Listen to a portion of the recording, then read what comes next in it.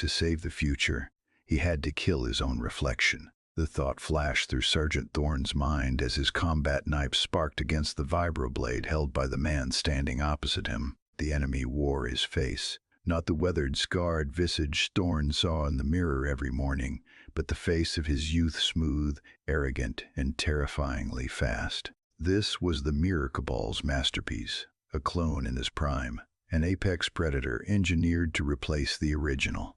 Behind Thorne, High Priestess Alara pressed her back against his, the heat of her body radiating through his torn tactical vest. He didn't just feel her physical presence, he felt her fear and her defiance vibrating in his very marrow.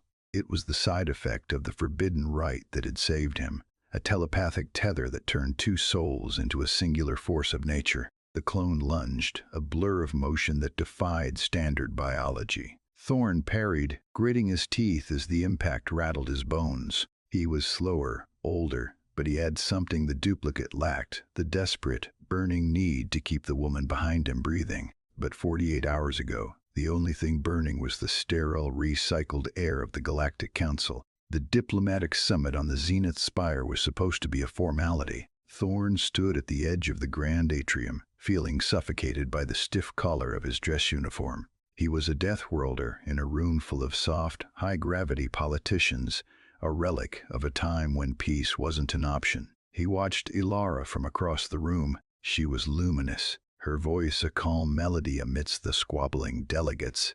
She spoke of unity, but Thorne's eyes scanned for threats, his Terran spirit unable to settle. It happened in the blink of an eye. The glass ceiling shattered, raining crystalline shards like diamonds. A squad of heavy world mercenaries, hulking brutes the Marines colloquially called Space Orcs, dropped onto the dais, weapons charging with a high-pitched whine.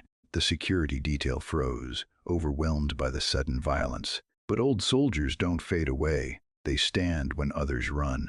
Thor was moving before the first scream echoed. He vaulted the table, human ingenuity taking over where protocol failed. He didn't fire. He tackled Alara, covering her body with his own just as the assassin's rifle discharged. The impact was a sledgehammer of heat. The plasma round, meant to vaporize the High Priestess, slagged Thorne's armor and seared into his chest. He collapsed, gasping, the smell of ozone and cooked meat filling his nose. The room erupted into chaos, but Thorne's world narrowed to Alara's face hovering over him. The medics were shouting that it was hopeless, that his physiology was too damaged. Alara silenced them with a look of terrifying resolve. She knew that peace isn't signed with ink, but bought with scars. Ignoring the terrified protests of the science fiction story fanatics who believed mixing noble and soldier blood was heresy, she initiated the resonance rite. She sliced her palm, then his. As their blood mingled, a shockwave of energy, pure and white-hot, surged through Thorne. It wasn't just biology. It was the raw essence of humanity fusing with her psionic lineage. He gasped, his eyes snapping open, no longer seeing just the ceiling, but feeling the rhythmic thrum of her heart beating in time with his own.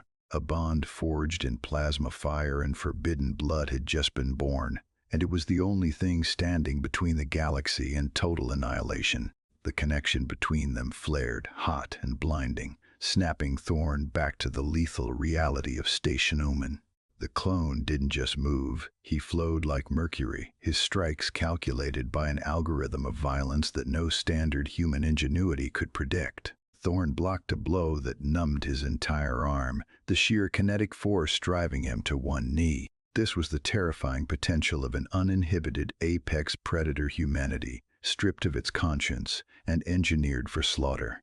"Get up." Alara's voice wasn't just in his ears, it was an electrical impulse firing directly into his motor cortex. Through their blood bond, she poured her own stamina into his failing reserves. Thorne roared, the sound raw and defiant, a testament to the stubborn Terran spirit that refused to break. He surged upward, catching the clone off guard not with speed but with the reckless unpredictability that defined his species. The clone sneered, a perfect mirror of arrogance.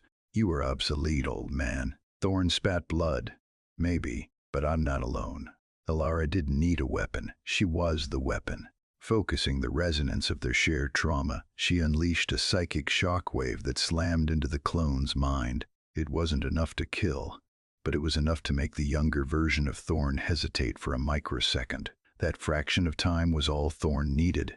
True leadership requires personal risk and vulnerability, and Thorn spent it all in one gamble. He dropped his guard, inviting a fatal strike to the chest. The clone took the bait, driving his vibroblade forward. Thorn twisted at the last second, the superheated metal searing a trench along his ribs, missing his heart by millimeters. Trapped inside the clone's reach, Thorn drove his combat knife upward, under the ribcage, piercing the heart that had never beaten for anything other than war. The clone gasped, the light fading from eyes that looked too much like Thorn's own. As the body slumped, the facility around them began to tremble. The charges Thorn had set were primed. "We have to go," Alara whispered, her hand finding his. The electricity of proximity was no longer just survival. It was a promise. They ran, fighting back to back through the corridors of the crumbling station, gunning down the remaining mercenaries as the structure fractured into starlight behind them. Years later, the silence on the ranch was not heavy, but golden and vast. The wheat fields swayed under the twin suns, a peaceful contrast to the cold void of the past. Thorn sat in his chair, his breathing shallow, his body finally failing after decades of borrowed time. But the galaxy was safe. The Mirror Cabal was ash. Standing before him were the first captains of the Aegis Corps, a new peacekeeping force built on the doctrine that strength without connection is tyranny. They were his legacy, proof that a legacy is defined by difficult choices, not biological perfection. Alara knelt beside him, her hand gripping his, the old scar on her palm pressing against the matching one on his.